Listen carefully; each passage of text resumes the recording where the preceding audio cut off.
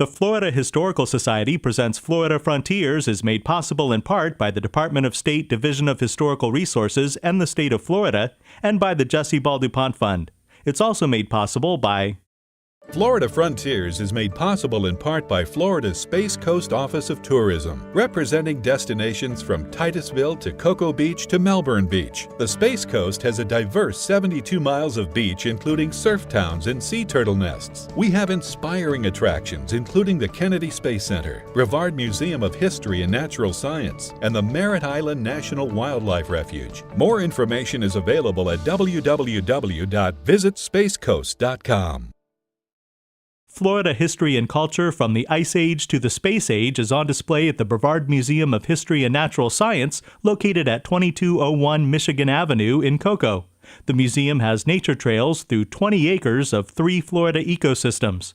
The People of Windover exhibition features information about Florida's prehistoric past and actual artifacts used between 7,000 and 8,000 years ago. More information at brevardmuseum.org.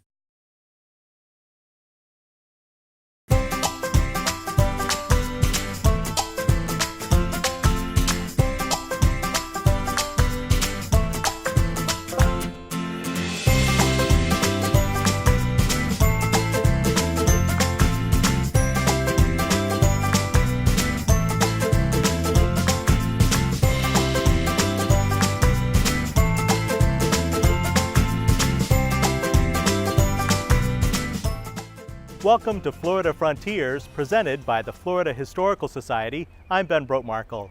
The archive at the Library of Florida History in Cocoa includes thousands of rare and out-of-print books, maps dating back to the 1500s, more than 12,000 postcards, historic photographs, and original documents. You can find information about governors, generals, and influential community leaders, but also told are the stories of fishermen and farmers and everyday people who make history happen. Florida author, activist, and folklorist Stetson Kennedy was a champion of everyday people, documenting their stories and fighting for their rights. Born in Jacksonville in 1916, Kennedy died in St. Augustine in 2011. Stetson Kennedy's career began in 1937 when he joined the WPA's Florida Writers Project. At the age of 21, he was named head of the unit on folklore, oral history, and socio-ethnic studies. Well, it was the Great Depression, for one thing, and I didn't have a job along with tens of millions of other Americans. And at the same time, President Roosevelt had organized something called the Federal Writers Project, and I thought this would be an opportunity for a 21-year-old to start a writing career. So I signed up for the Florida Writers Project, and in a short time they did elevate me to that position. I was wearing 3 hats. Zora Neale Hurston, as a matter of fact, was I was her boss. She was not an easy one to boss, I can tell you. She fortunately worked out of her home in Eatonville, and I was in Jacksonville, so it was like that. Zora Neale Hurston was an important Florida writer, folklorist, and anthropologist whose work was greatly influenced by growing up in Eatonville, the oldest incorporated municipality in the United States entirely governed by African Americans. It was Hurston's lack of emphasis on racial difficulties that inspired Stetson Kennedy to make the issue a focal point of his work. From 1937 to 1942, Stetson Kennedy lugged around a large recorder to capture the oral histories, tall tales, and folk songs of a diverse group of everyday Floridians, from cracker cowboys to Greek sponge divers to Latin cigar rollers and African-American turpentine still workers. Actually, it was a precursor to the wire recorder came next before the tape recorder. And this recorder was like a coffee table, except it took 2 or 3 good men to lift it. When we wanted to go out on the railroad tracks or on the pogey fishing boats, we had to get some manpower, and it was on the tracks. It was powered by 2 automobile batteries. So that's what we had to work with. I called it the thing. The recordings that Stetson Kennedy collected in the cities, towns, and rural backwoods of Florida from Pensacola to Key West led to the classic 1942 book Palmetto Country, an important social history of Florida. As a pioneer of oral history, Kennedy was pleased to see how the field advanced in the final decades of his life. I'm a great believer in oral history because I call it the dictatorship of the footnote. The academicians are quoting each other instead of going out and getting first-hand primary source material. And the oral history, of course, is a participant and a witness at least. And they're seeing it with all their sensory organs. And for that reason, it has more validity from my point of view. Some historians argue that oral histories are sometimes less reliable than more traditional research sources because people's memories are not always accurate. Kennedy believed that the best history comes from the recollections of everyday people. It's being there and telling history from the bottom up is, of course, history. It's the little man that makes history and not the generals. And so I like to hear from the little man. Folk musician Woody Guthrie, best known for the song "This Land Is Your Land," was a big fan of Stetson Kennedy's work. Guthrie spent many of his last years living in Stetson Kennedy's house in Beluthahatchee Park. I recall Guthrie saying at one time, Stetson's not exactly a folklorist, he's a po-folkist, by which he meant, I suppose, a champion of the poor, one of the folk, and not writing from some other point of view. It was Stetson Kennedy's infiltration of the Ku Klux Klan and other white supremacist groups that earned him national and international recognition. Using the name John Perkins, Kennedy was able to secretly gather information that helped lead to the incarceration of a number of domestic terrorists. These experiences led to the 1954 book I Rode with the Klan, which was later republished as The Klan Unmasked. I spent a lot of time in front of the mirror, practicing the N-word and things like that. I didn't really have the face for it. In fact, I almost got killed. An interviewer came down from New York, and I cautioned him about, blowing my cover. But he goes back and writes about this intense young man with a poet's face, and that almost got me killed. There weren't that many of them in the Klan. As racial tensions were rising in the United States in the 1950s, Kennedy was having difficulty getting his books exposing bigotry published. The French existentialist philosopher Jean-Paul Sartre, best known for the play No Exit, published Kennedy's book The Jim Crow Guide in Paris in 1956. When I went overseas some years later, I thought I'd get away from my nightmares, being caught. But in Paris, it was raining frequently, and the French traffic cops wore white rubber raincoats with capes and hoods, and their hand signals were very much like the Klan signals, so I kept on having nightmares. Although he never forgot his roots as a native Floridian, born in Jacksonville on October 9, 1916, Stetson Kennedy did choose to live abroad for about a decade. Well, McCarthy was going on. Eisenhower was president, and he was, as presidents go, he wasn't all that bad. But there was McCarthy, and I went over to testify about slave labor in the United States before the United Nations in Geneva, and I went with a one-way ticket and $8 left over, so I pretty much obliged to stay until I could, and it took me 8 years, so to speak, to raise the round trip home.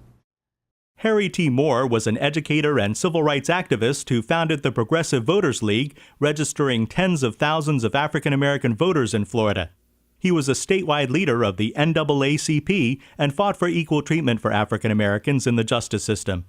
Before he was killed when a bomb exploded under his home on Christmas night 1951, Harry T. Moore endorsed Stetson Kennedy's campaign for the U.S. Senate. I had announced for the United States Senate as an independent, colorblind candidate for total equality. This is 1950, when, it took a lot less than that to get you killed. And Moore's organization of black Floridian voters called a meeting and invited the Democratic and Republican candidates and me to speak to them. And I'm the only one who showed up. And so they endorsed me unanimously. And so that's how it didn't really begin there, because I had attended meetings with Moore, state NAACP meetings in Ocala and Orlando, so that we were acquainted before that campaign. But I always felt guilty that the feeling that my campaign, his endorsement of it, played a major part in getting him killed. In the summer of 1964, the United States Congress had reached a stalemate in discussions about the proposed Civil Rights Act. It was the actions of ordinary people in St. Augustine, Florida, that led to the Civil Rights Act being passed into law. Barbara Vickers was a beautician in her late 20s in the summer of 1964 and was one of the everyday people who changed history. Dr. Halen moved across the street, 8 Scott Street. This was Scott Street then. And I would go to the rallies, and he was trying to get people to come and go different places. And I went one night to First Baptist, Dr. King was there. And Dr. Haley needed people to go on Sundays to the Neale. And I had a beauty salon, so I didn't work on Sundays. I said, well, that's something that I can do. So Dr. King was in the pulpit, and he just looked around, and I guess I was excited. And he said, young lady, will you go? And I said, yes. And that started me, got me started. Local dentist turned civil rights activist Dr. Robert B. Haling was a neighbor of Barbara Vickers, but it was the Reverend Martin Luther King Jr. who inspired her to join the movement when he visited St. Augustine. I wondered, why did I say yes in the beginning? Because I said, did I say yes? But I wanted to participate, but I was afraid. And I wanted a better life. And I said, the only way you get it done is to get out there and do it.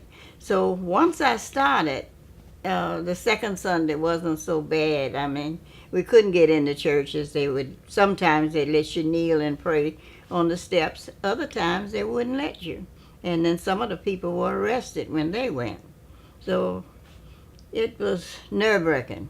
Barbara Vickers and her neighbors were thrust into the national spotlight in the summer of 1964.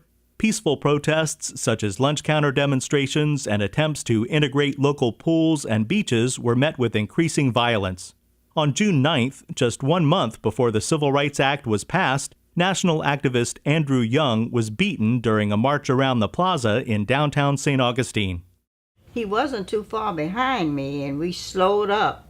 And the lieutenant said, nope, keep moving, do not stop, keep moving.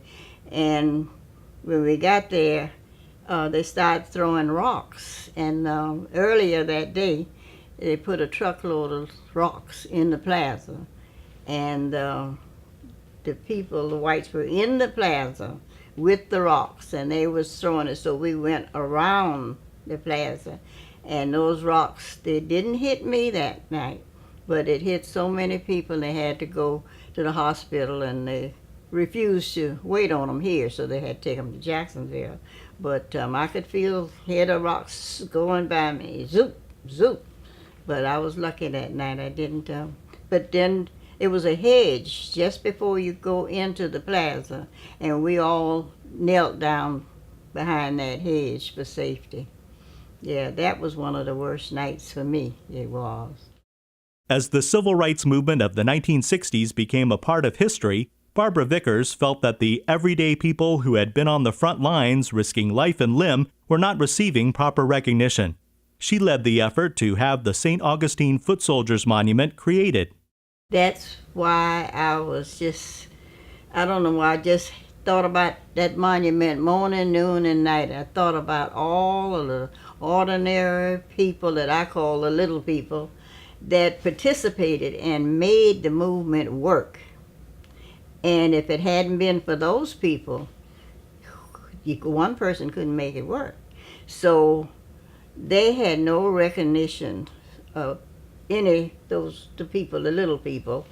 And I worked 7 years, organized a group, and we worked to get that monument down in the plaza that Brian Owens did a wonderful job on.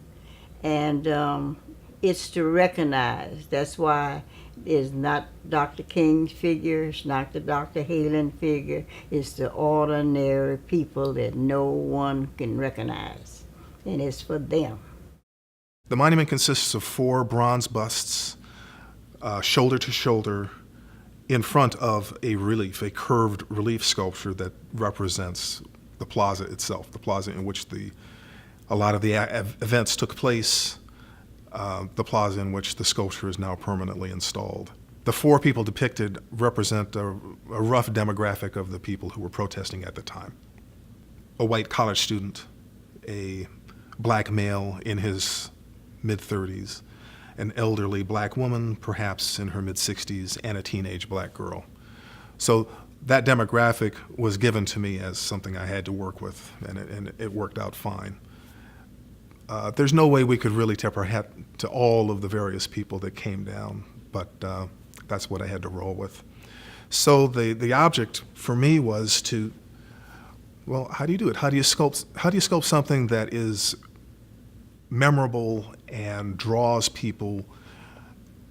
It's a fairly small monument as monuments go. How do I create something that will make people walk over and then want to examine it? So each of these 4 people depicted, 4 subjects I call them, are in a slightly different emotional state. And as I said, they're shoulder to shoulder. The implication being that they're part of a unit.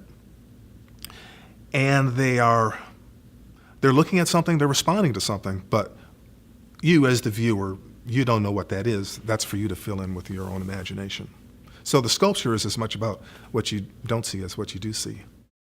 The St. Augustine Foot Soldiers Monument has its back turned to the slave market where people were bought and sold as property, and faces the building where lunch counter sit-ins took place at the Woolworths department store. The monument stands as an enduring testament to the power of everyday people to make history. Welcome to the roundtable portion of Florida Frontiers presented by the Florida Historical Society. I'm Ben Brotemarkle, and joining us is Ben DiBiase, Director of Educational Resources for the Florida Historical Society and archivist at the Library of Florida History in Cocoa. Thanks for having me. Jesus Mendez is Associate Professor of History at Barry University in Miami Shores, and Florida history is among his areas of expertise. Hello, Ben. Hello, welcome. N.Y. Nathiri is Director of Multidisciplinary Programs for the Association to Preserve the Eatonville Community and Founding Director of the Zora Neale Hurston Festival of the Arts and Humanities. Welcome, Mrs. Nathiri. Good to be back. Well, Ben, as we saw earlier in the program, Stetson Kennedy was a pioneer of oral history in Florida, and oral history has become a much more accepted resource in recent decades, in fact, one that historians depend upon. Yeah, that's right. And oral history, at its very simplest, is defined as both the act of recording an interview in order to elicit some memories, but it's also the finished product, the recorded narrative itself. That's defined as the oral history. And it's become an important component, as you said, of any type of historical research. And when we think about historical research, it's all about casting a wide net, collecting as many sources as possible. And if you think of that research as, say, a puzzle, this is one piece of that puzzle. So oral history certainly does have its drawbacks, and it did when Stetson Kennedy was certainly when Stetson Kennedy was working with the WPA back in the late 1930s, because you're pulling from memories, and memories change over time. They're fluid, they're influenced by one's politics, one's vision of their own self, and that tends to change how they remember certain circumstances over time. So for years, historians would shy away from using these oral history accounts, but in the 21st century, a fairly rigid methodology has emerged. So it's become almost a science now, conducting an oral history and then learning how to parse information from that oral history. And again, it's become an important component that we can add together and get a fuller picture of a particular time and place and help us get closer to that entire puzzle being completed. Well, Mrs. Nathiri, as we also saw earlier in the program, Zora Neale Hurston collected oral histories in Florida, worked with Stetson Kennedy. What does Hurston's work tell us about the impact of everyday people on history? Well, for Zora Neale Hurston, her mission, her life's work was documenting the traditions of the culture of what she called in the United States, and this is a direct quote, the Negro furthest down. As a matter of fact, the authenticity of culture for her could only be gained through that very meticulous, careful documenting of traditional folk ways. And in fact, American folklorist scholars attribute to Zora Neale Hurston the founding voice or the founding work of scholarship, because her work was so much rooted in primary resource gathering. She produced 2 folklore collections, Mules and Men, which concentrated on the work of the Florida traditions of rural Southern African Americans and in New Orleans. And her second collection was gained from her primary resource work in Haiti and Jamaica. So for Zora Neale Hurston, the common person, the lay person, the folk, the bearer of folk traditions was essential to understanding the culture. And in this instance, we'd say so much of America's culture comes through people of African ancestry. Well, Dr. Mendez, in the mid-1800s, the great man theory of history became popular, which was the idea that milestones of history were the result of exceptionally charismatic or exceptionally intelligent or politically savvy leaders. But that's not the prevailing view of history today, is it? It really is not.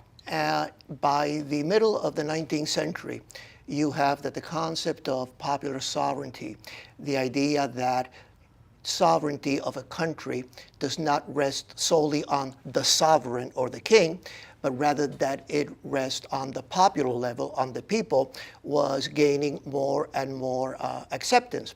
The problem, of course, is that that presents a challenge to the elites, so that elites are going to revive the idea that no, it is just the well-educated who lead the people. Unfortunately for them, you have that by the middle of the 19th century, you have the spread of education, so that everybody now becomes important, because some of the little people, as Mrs. Vickers says in her segment, now are perhaps even better educated than members of the elite. So you do have that, in effect, the idea of oral history and trying to tap the memories of the little people, as many of the little people as possible, is part of the growing democratization process that is where we have reached, not only in the United States, but also in most other areas around the world, as the accepted norm that political power does indeed lie in the people. And almost every major movement through history depends on the little people, right? Absolutely. I mean, it's one thing to have the elite espouse a certain vision of where the society should go, but until and unless the masses of the people embrace that, you don't have that kind of movement. And certainly with the civil rights movement in the United States, you see that. And in fact, I think what has happened is that the model of the people en masse gathering to secure full enfranchisement, you see that has permeated, or that has really influenced other movements in the world. You hear people actually saying that they look to what happened to United States in the 60s, how the people of African ancestry were able to really, how would you say, they just lobbied and advocated and marched for their rights, how that was successful, and having been able to have been accomplished in a peaceful way so as not to be disruptive of the society. And Ben DiBiase, some of the most informative and exciting documents at the Library of Florida History in Cocoa are journals and papers of some of these everyday people, right? Oh, that's absolutely right. And as a fellow panelist has pointed out, in recent decades, that's become more and more important. So for instance, the journal of a common soldier who was fighting during the Second Seminole War has become incredibly important, or as important as the journal of a major general who is commanding those same armies, because we are able to provide researchers with that other perspective, and that has certainly changed and will be different than that of the person who is leading the army, the one who is building the bridges and building the roads and really doing the fighting, that perspective. And it changes our interpretation of that event as a whole. In fact, I think it actually helps us to better understand the times. Absolutely. When you have those reflections, when you are able to really look at or assess what ordinary people are saying, it gives you a more full understanding as opposed to what a scholar deduces from manuscripts or governmental papers. Right. And there's a certain emotive quality that we cannot gain from government documents, from census records. You mentioned earlier Zora Neale Hurston's work, and what I find most important, at least some of the products that came from African Americans who were working for the WPA were the ex-slave interviews. Folks who had been born into slavery in the South prior to the American Civil War, had lived through Reconstruction, failed Reconstruction, the Jim Crow South, and are now in their 80s and 90s, and they're remembering what life was like under slavery. Well, thanks to our roundtable panelists, Ben DiBiase from the Florida Historical Society, Jesus Mendez from Barry University, and N.Y. Nathiri from the Association to Preserve the Eatonville Community. You've been watching Florida Frontiers, presented by the Florida Historical Society. I'm Ben Brotemarkle.